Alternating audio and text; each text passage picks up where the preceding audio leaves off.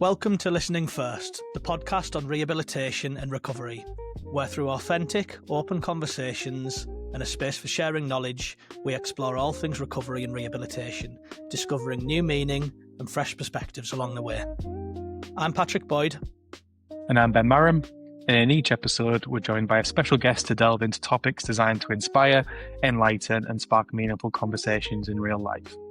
Listening First is for anyone with an interest in recovery and rehabilitation, whether you come from a professional background, have lived experience, or are simply curious about the field.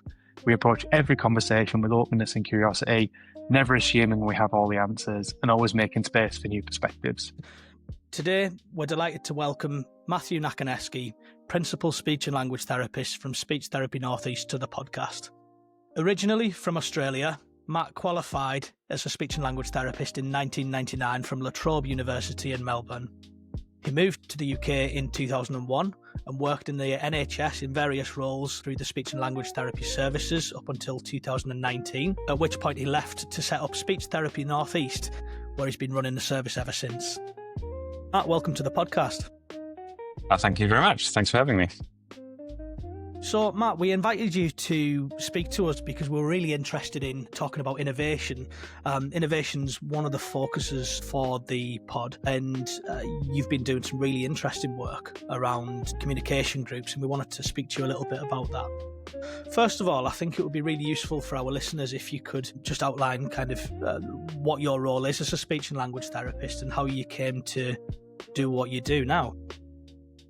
Yeah, in terms of how I became to be a speech and language therapist, I think it was a tricky one. I think when, back in Australia, when you're choosing what your career path might be at the end of secondary school, you basically come up with a list of lots and lots of different things that you might want to do. I guess, funnily enough, physiotherapy was actually at the top of my list, but didn't quite get the scores that you need for physiotherapy in Australia, which are a little bit higher than a lot of the other courses that you can do. So speech therapy was number 2, but actually in hindsight, yeah, very, very glad that I chose to be a speech therapist because I definitely feel like it was the role for me. But yeah, in terms of why I wanted to do that, I think, yeah, very much on the top of my list was always a lot of the different health professionals. I kind of always felt like I was a bit of a people person, sort of get on really well with people and just had that sort of that need to want to help people. So yeah, it was pretty clear that I was always going to go into some sort of health professional role, and speech therapy it was. But yeah, absolutely haven't looked back, and I've absolutely thoroughly enjoyed doing the work that I've done for the many years that I've done it. And it's kind of a strange question, but what is a speech therapist? What do you do? What does a typical week look like for you? Yep. So it's quite tricky, actually. So as a profession, there's so many different specialty areas that you can specialize in.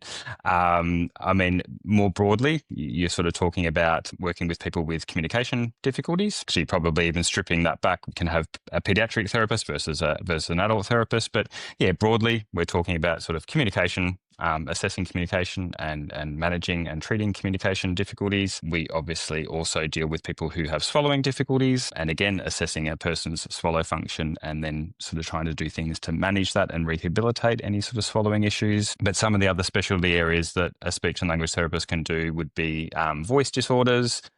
We have people who work in the field of dysfluency, so people who have also known as a stutter, I guess. But yeah, obviously I've always specialised in working with adults, and I've always worked with people with communication and swallowing difficulties. I have never sort of specialised in those other areas. But I guess that lends itself to having a really varied caseload and varied work, which I think, I know it's not necessarily unique to speech and language therapy, but I think because we have so many different facets to the profession, just a really rewarding job, I guess, because you can sort of delve into different areas that we obviously cover. But yeah, predominantly my work is around people with communication problems. I again predominantly work with people with a brain injury. So most of our communication problems that we deal with that arise from a brain injury are more likely to be what we call cognitive communication difficulties. That's sort of one of our key areas that we work on.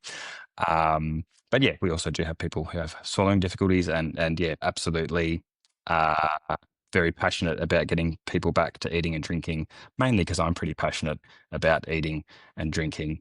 So if I'm that passionate about it, I kind of feel like other people are probably pretty passionate about wanting to get back to eating the things and drinking the things that they would like to be able to eat and drink. You're in good company, because I think Ben and I are probably both part of that club as well. So can you explain to us a little bit about what a cognitive communication disorder is, Matt? Yeah, so typically with a brain injury, and when people have had a brain injury, it's pretty common and quite likely that they're going to experience a range of what we call cognitive difficulties. So that can be things like memory difficulties, difficulties processing information very quickly, not being able to concentrate on things or attend to information. Also sort of thinking about sort of regulating emotions and regulating behavior and sort of impulse control, all of those sort of executive functions that they're also called, or cognitive functions. But it's basically thinking about how they then impact on a person's ability to communicate. So if someone is struggling to process information quickly within a conversation, they're going to really struggle to keep up with the fast pace of a conversation. They're going to struggle to take in what people around them are saying. And then by the time they've actually processed that and gone to say something themselves, the conversation's moved on. So it's really thinking about how those range of cognitive impairments can influence how well and how effectively, and I guess sometimes even how appropriately, someone communicates when they're interacting with other people. So again, because cognitive issues are so prevalent in people who've had a brain injury, it just stands to reason that that's going to have a knock-on effect or a flow-on effect to how well they communicate. And we often talk about it as communication competence. I don't know how technical we want to get on this on the podcast, but there's a particular model that I use, especially, that really looks at how cognition influences communication, but also lots and lots of other variables that then influence how competently someone can communicate in the broad range of areas that we all need to communicate. Communication underpins everything that we do. It underpins relationships, it underpins friendships, it underpins how we interact with people in the workplace or at school or at university. So yeah, if someone's not communicating competently or effectively or appropriately, that's going to have a negative knock-on effect to all of those broad areas of their life. So that's a big area for us. That's one of the biggest areas that we probably work on with most of our clients. And I guess on that, you started to talk about the different settings that you might look at cognitive communication. And I'm kind of curious about that split between what you do in, say, a clinic versus what you do in real life, if you can call it real life, and the sort of places that takes you. Yeah, and it's really important to get a good mix between doing some work in a one-to-one session, sort of in a clinic situation, because it has its time and place to provide that sort of input. But yeah, because communication is such a dynamic, spontaneous process, and then there's so many other variables that come into play when you're outside of a very structured clinical setting, you need to get out and about into the community. So, yep, I have helped a person detect sarcasm as we have scaled up the wall of an indoor rock climbing centre. That's pretty dynamic. But yeah, absolutely. We need to see our clients in such a broad range of settings, because the way we communicate is influenced by those settings. So, we need to constantly change the way we communicate, the vocabulary we use, the style we use, our approach, depending on the situation. So if you're communicating in a doctor's surgery and you're talking to the receptionist, that's going to be very different to how you might talk to your mates down at the pub after you've had a couple of pints. So we need to see our clients in a broad range of settings, and again, and that brings joy to me as well. I'm the happiest I can be as a therapist when I'm out and about in the community doing community-based work with our clients. I was going to ask, you started to talk about, so, it's intervention, right? So what do you do with people? So you're up the climbing wall, you're detecting sarcasm or rating sarcasm. Like, what does a cognitive communication intervention look like? I mean, I think it does involve a variety of different intervention approaches, I guess. So as much as we say cognitive communication difficulties can be influenced by the cognitive side of things, we do obviously get some clients who do have more sort of pure communication problems, like language problems.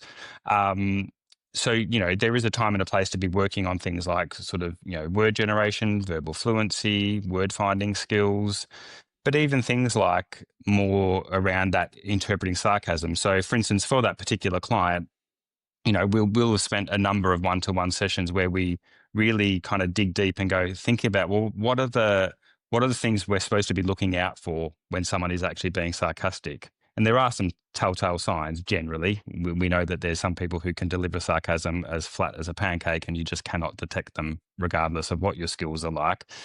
But yeah, we would do a lot of work on getting that person to recognize those signs. We would use a lot of videos to get them to sort of rate. So we often use a lot of videos of soaps like EastEnders or Coronation Street, where you get those sort of slightly exaggerated reactions and slightly exaggerated emotions. And that's a graded way of getting them to sort of detect those types of subtle signs that we experience when we're communicating with people. And once we sort of covered that within a sort of a more structured one-to-one session, it's all about transferring those skills into real life situations. So yeah, as we go up the climbing wall, reminding our client, okay, remember, these are the key signs that we should be looking out for if we think someone's being sarcastic. So make sure you're looking out for that when you're talking to the person who's climbing next to you, who you've struggled with in terms of whether they're being sarcastic or whether they're being genuine. And that's probably the same for most of the areas that we work on when it comes to cognitive communication difficulties.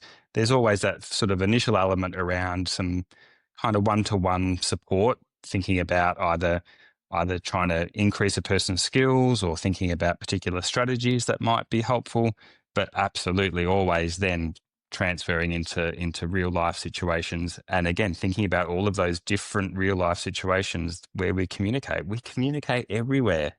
And so you just have to be able to, transfer those skills into a variety of communication contexts, which is always a bit of a challenge, really. I mean, how do you transfer it into real life situations when you're working with people who aren't necessarily exposed to the kinds of situations where they can practice those skills? And I suppose that kind of brings us quite neatly on to talking about the groups that you've introduced. So can you explain to us about the communication groups that you run at Speech Therapy Northeast and how this came about? Yeah, no, that's a perfect point there, Patrick. So it is a challenge to sort of transfer skills into real life situations. And again, sometimes you need to do that in a slightly graded way as well, but especially for someone who has maybe not had that exposure for quite some time, if they've been, sitting in an inpatient environment for 6 to 9 months or, and haven't had that broader sort of social exposure. Yeah, it is a little bit about sort of grading that. And absolutely, that's where the use of a communication group is absolutely perfect. So the groups that we run, so we do run 2 groups. We've got our social communication group, which is very much a very therapeutic, goal-driven communication group. But our other group is what we call our Getting Connected group. And that's slightly less therapeutic. And it is what it says on the box, really. It's literally about getting people connected. If I had a pound for every time a client said, I've lost my social network, or it's reduced. Nobody gets me. Nobody understands what I'm going through. Obviously, we try and channel people through organisations like Headway, which I know Patrick and myself, we're heavily involved with our regional ones. But we know that some of our clients don't, for whatever reason, want to maybe get along to Headway initially. I think they always get there eventually. So I kind of felt like there was a bit of a gap. So people who don't go to Headway or organisations like that, then what is there for them? What is there for them to get that sort of sense of being connected to other people that are going through what they're going through? So that's the essence of the Getting Connected group. But I think if we go back to the social communication group, from a cognitive communication disorders perspective, it's the way forward. There's a wealth of research now behind the efficacy of using group therapy to target cognitive communication disorders. Again, depending on how technical we want to get, there's even international guidelines out there in terms of the treatment of cognitive communication disorders and social cognition issues that absolutely pinpoint that group therapy has the strongest amount of evidence as the best approach to use. But we were saying that it's about that sort of stepping stone, isn't it? About that graded exposure. So we feel like using a communication group it's just a really safe space. It's a safe space for a person to be practicing their skills as they're trying to increase their skills, maybe implementing the strategies that we've been talking about in our one-to-one sessions.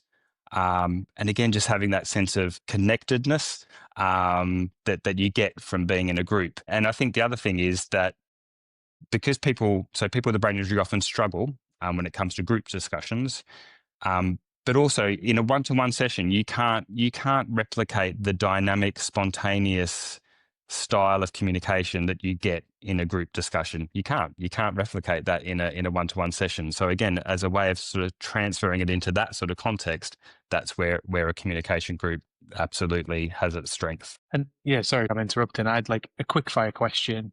It's more for like listeners, putting you on the spot, Matt. Any particular models or any authors that you think could guide people to this kind of evidence base that you think we should look out for, even if it was just an introduction to some of these ideas? Yeah.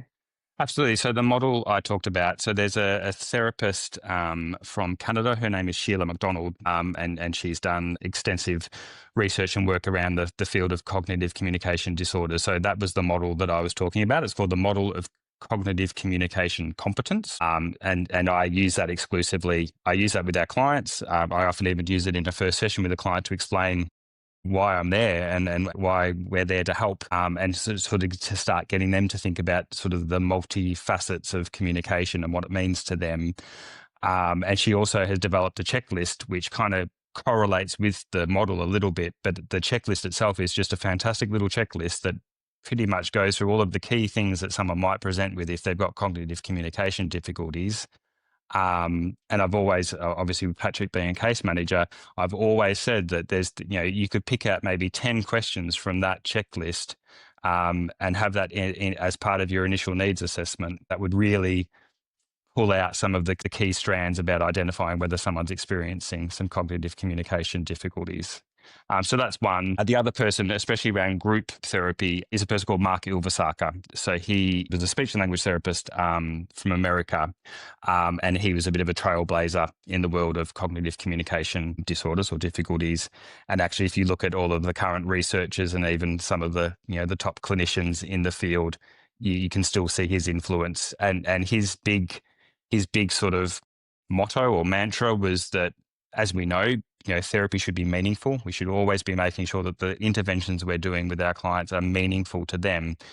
But even sort of more than that, he was really about making sure that we're giving people that sense of purpose again.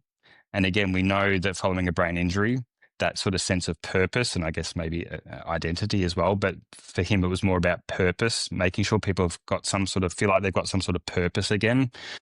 So the groups, so he's always done a lot of work around group therapy, and it's always been purpose driven. And his take on group therapy has always been that it should be a project based group, and that's very much what we do with our communication group. So our social communication group is a project based communication group, with the project generated by the people that are in the group, not necessarily the therapist, unless they need a little bit of a nudge. But again, once they've got that project that they've agreed on, they have that sense of ownership over the group. They're owning something, they're responsible for something, and they've got a purpose. They've got a purpose about delivering this project. And then out of that, out of the discussions around how the project's going to run, that establishes roles. So each of our group members has a role and a responsibility. And again, that's just giving them that sense of purpose. And, I'm really responsible for this. I'm going to have to go and talk to 5 businesses this week because we need some prizes for a charity. Fantastic. Like, that's giving them a whole sense of, purpose and responsibility that they might not have had for a little while following their injury.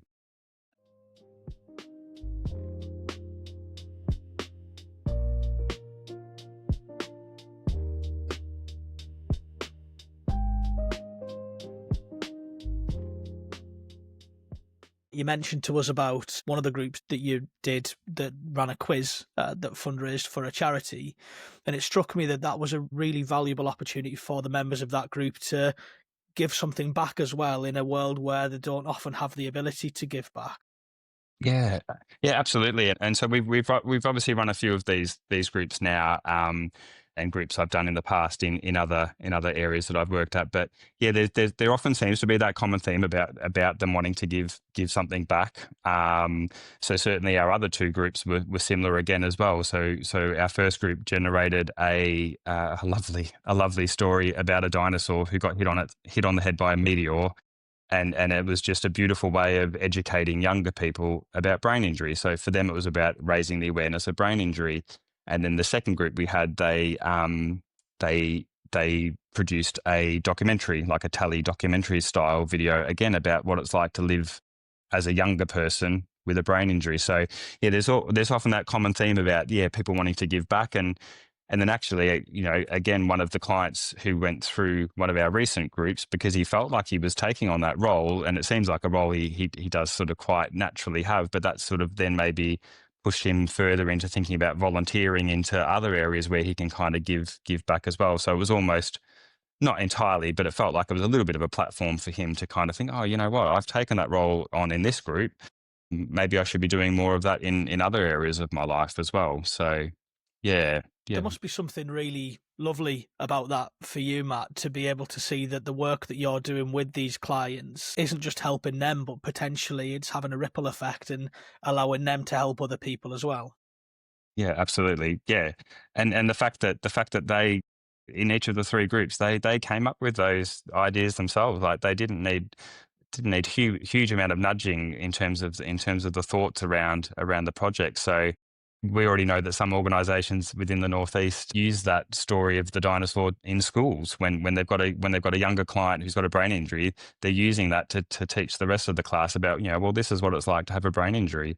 And I've even used it. I do another area that we do as speech therapists is what we call communication partner training. So we sort of try and educate and train the key communication partners of our client with a brain injury about what's the best way to support and facilitate that person's communication to make it the most rewarding conversation that you can have. So, and we sometimes work with obviously the younger children of our clients. So yeah, I've used that story with one of our clients' younger child, and I even got her a little Herbie stuffed toy so she could have it on her bed, and every time she looked at Herbie she goes, that's what that Aussie guy was telling me about that I should think about for my dad. So yeah, we've even got some merch out of Herbie, which was good.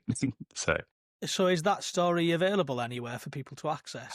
Yep. So we have a YouTube channel, so it's available on there as a YouTube video. But again, one of the clients who had worked on that video then decided in his one-to-one therapy sessions that he wanted to work on that as an ebook. So people can certainly email me for that, and I can send you out an electronic version, and it just reads as a book as well. So yeah, it's in two formats. Fantastic. We'll include all of the details of those formats in the show notes for our listeners to access afterwards. I'm really interested to know, Matt, how you monitor and evaluate people's progress as they progress through the group work and the project work.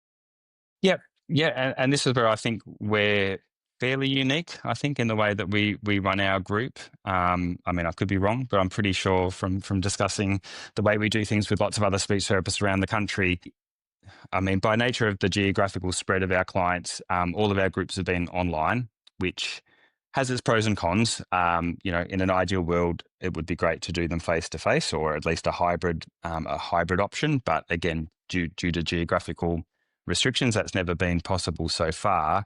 But because it's been online, we've been able to record those sessions. So we do them on Zoom. Then after every session, we have one of our speech and language therapy assistants analyze the video after every week.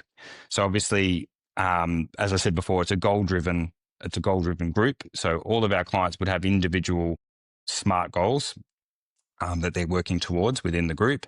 So then we can sit down, watch the video, and actually plot what they've done in terms of their goals. So one goal, a really common goal that a lot of our clients have is to increase the number of contributions they provide within a group discussion. So then we simply, once we're analysing video, going, okay, well, yep, Sam, okay, through the course of that session today, he contributed 10 times, Debbie contributed 11 times, and Tony only contributed 5 times. But obviously, if that's their goal, we're then wanting to see that sort of, those sort of numbers increase as the weeks go by within the session. And funnily enough, they normally do, because I also think that people who know me know I've got a bit of a mantra myself, and that is that when it sort of comes to cognitive communication difficulties and sort of how someone's sort of functioning, kind of almost see it in three ways. It's either a confidence issue, it's a skills issue, or it's a person's perceptions about how they're performing. And often it's all three. And so we have to work on all three. But yeah, the beauty of the group is that, everyone seems to come out of it feeling a lot more confident talking to unfamiliar people within a group situation. And it often just does give them that confidence boost that they needed to then go on and do that more by themselves in other sort of social situations. But obviously, if it's a skill thing, we can work on skills within the group. And perception, I think, is a really important one that the group can do. So because we video record it, we can show it back to our clients and say, well, hang on, you probably didn't think you performed so well in the group this week, but look at this, you look at this contribution you made. That was amazing. And look at that, look at that idea that you generated and really communicated effectively around. That's brilliant. And sometimes it's not until someone sees it themselves that they go, oh, yeah, actually I can do that. That is something I can do. Everyone tells me I can do it, but actually now I've seen it. Now I almost believe it, that I can do it. So. And we've talked about this before, Matt, about the crossover with psychology. I can't help but name that. And about, you talked about there about challenging perception, right? And particularly or raising insight. And I wondered about, if you looked at what the ingredients of I don't want to use the word successful group, but the ingredients that make a group feel like it's, you're getting the change that you're experiencing with the client. So what do you think it is about that's happening in the members that feels so important? Is it the challenging perception? Is it, peers? Is it a bit of both? Is it all? Yeah, I think it's a bit of everything. I think, I think the other thing with communication groups more broadly is that, getting that sort of feedback from a peer, and getting some advice and some support from a peer, I don't know, it just tends to hold a lot more weight than when it comes from a therapist.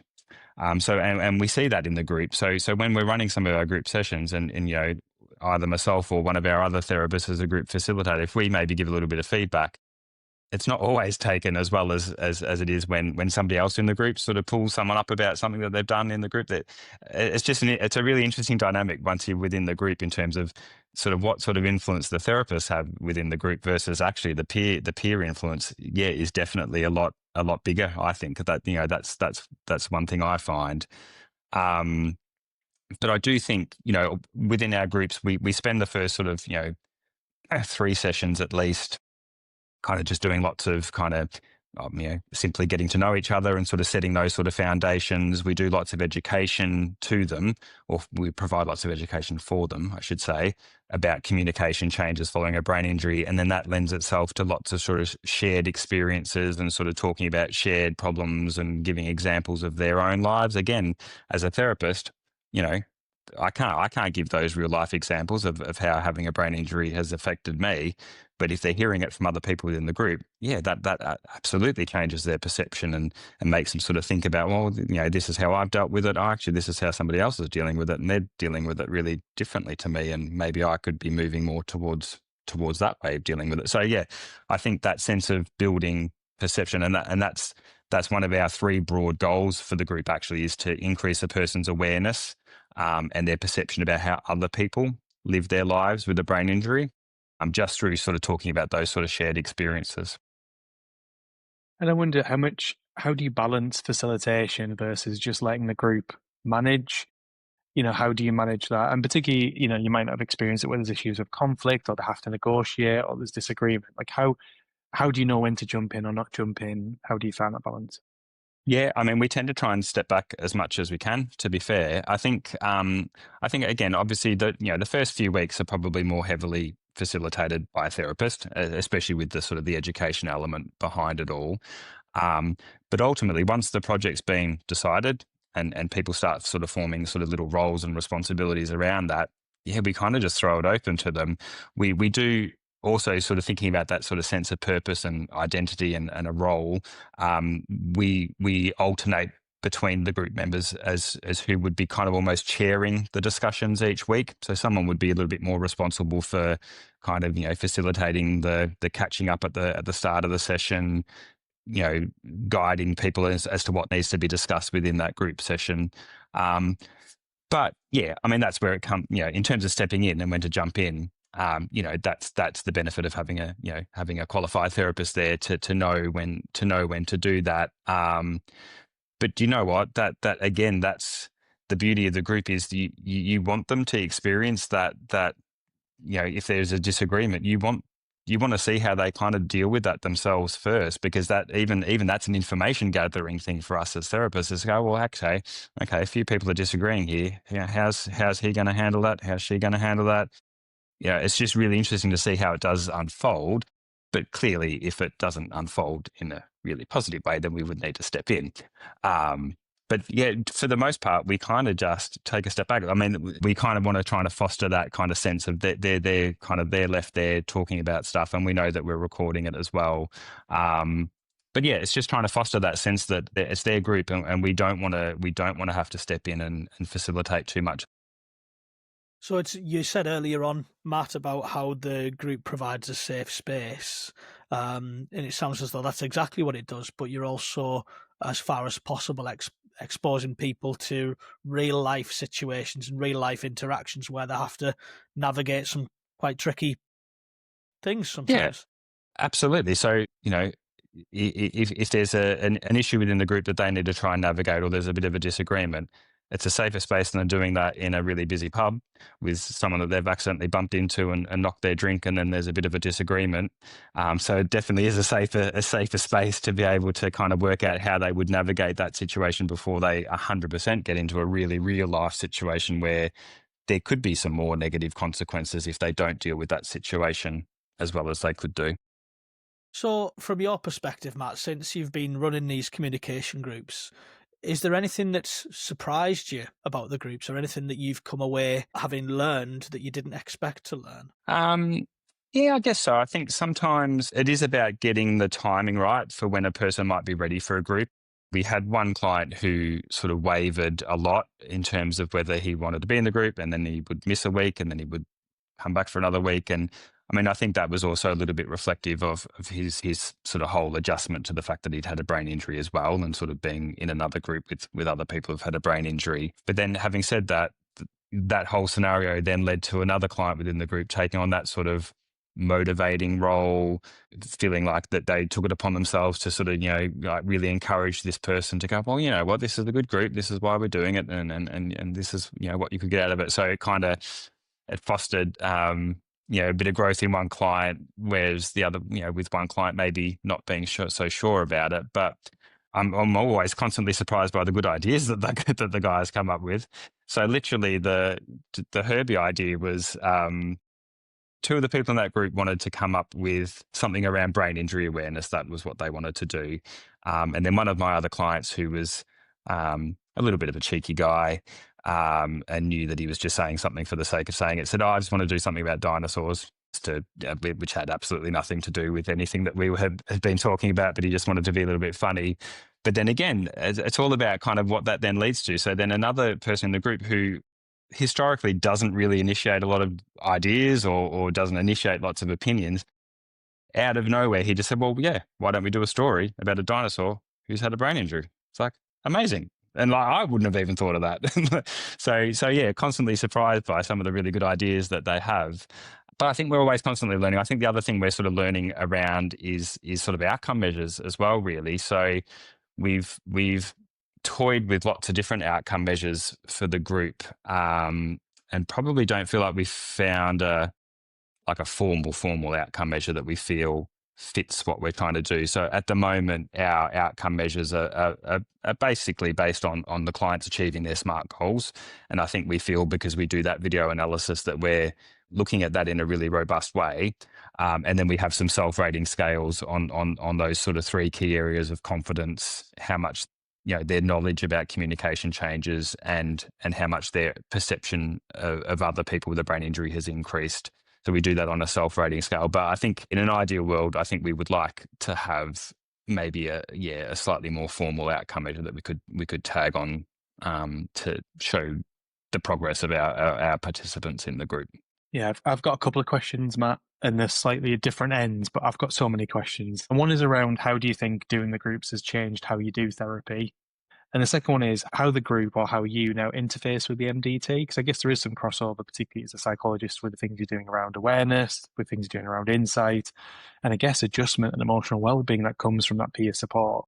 Yeah, I mean, I think how it changes how we approach therapy. I guess we've kind of talked about it a little bit. It's about that need to create those opportunities for dynamic conversations, that ability to, or that opportunity to navigate disagreement, for someone to be able to sort of, see how they function in a high-paced sort of, lots of people talking at the same time. So, I mean, if we didn't have the communication groups as a possible therapy option, then we would be limiting the opportunities that we can provide our clients in terms of sort of trying to transfer their skills, and limiting how well we can do that in that graded sort of safer way, I guess. But it has to shape the way that we provide our therapy, because again, that wealth of research and evidence base behind this being one of the best ways of treating a person's cognitive communication disorders, it should really be that all of our clients at some point go through a group. But that's where we have, as I said before, well, I think maybe we said it off air, but that's where we sometimes then have some barriers, because as much as we have a pretty large caseload here at Speech Therapy Northeast, we might have 4 or 5 clients who would benefit from a group at any given time. But then one's available on a Monday, one's available on a Thursday, I'm available on a Tuesday, our other therapist might be available on a Wednesday, and we just can't kind of marry it all together. So ultimately, we would love to open up our social communication group, especially to external referrals, to have a bigger pool to choose from in terms of sort of matching clients up for a group. In terms of how we then relate to other people within the MDT, as you say, there's huge crossover between what we all do, isn't there, really, especially between speech and language therapy and neuropsychology. And fortunately, we're absolutely blessed to have a huge array of fantastic neuropsychologists up here in the Northeast. Obviously, you being one of them, Ben. But yeah, I think it's about feeding back how someone's doing within the group. If any particular issues arise, we know we would go to our neuropsychology colleague to say, okay, someone's maybe struggling here with some adjustment stuff this week, or if they've raised a particular topic that they want more information from that's not necessarily within the skill set of a speech and language therapist, then we would direct them to members of the MDT that would be able to cover that better. But I think the whole perception thing, everyone in a way is kind of targeting that, because you can only get a sense of someone's perception when they're actually doing the task.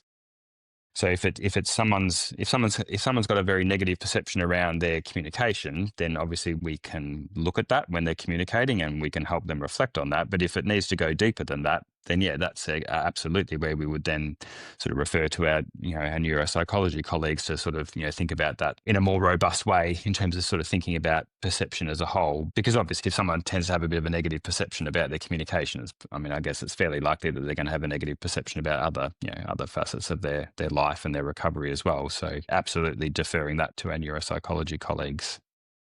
Fascinating, Matt. That's been so useful hearing about the groups that you run, and I hope our listeners have gained a bit of an insight into what you are doing at Speech Therapy Northeast, and more broadly the value of engaging in these kinds of groups to address communication disorders and whatnot.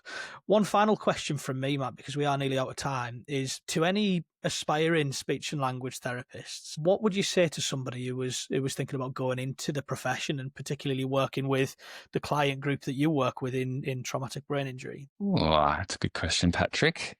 I think I would sum it up by saying it can be challenging. It can be very rewarding. You need to be pretty flexible with your approaches, and probably quite flexible within a session, because sometimes the unexpected can happen when it comes to people with a brain injury. But yeah, I'm obviously extremely biased. Having always thought I would be an acute therapist when I qualified, the fact that I am now, done brain injury rehab for such a long time, I think it goes to show that it's a pretty good area of our profession to work in. And yeah, I think within the world of brain injury, and especially sort of more community-based brain injury rehab, you can just work in so many different areas, and you need to. And also the fact that we stay involved with our clients for years and years and years. Because if you think about it, if we're thinking about communication in so many areas of our lives, it might be 4 years after a person's had their brain injury that they might start thinking about return to work, or 6 years after their brain injury that they might be thinking about, oh, okay, I might want to start dating now, and I might want to start, thinking about that. And again, communication underpins all of that. So yeah, we just have such a role that we can play with our clients with a brain injury, and there's just that longevity that means you're involved with them for a long time and part of their lives, and it's just great.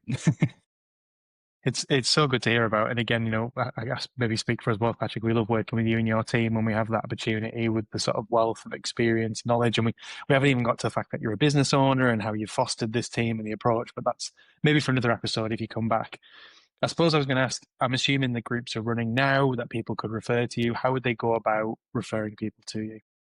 Yeah, I mean, you just do a quick search for Speech Therapy Northeast and you'll find our website. The other option is just to email the team at info@speechtherapynortheast.co.uk and just, inquire about our groups. We didn't necessarily talk about our other group, the Getting Connected group, but absolutely, keen to get people referred in for that one as well. Does sound as though we've got enough to speak about to squeeze another episode out of you, Matt, if you'd be prepared to come back to speak to us one day.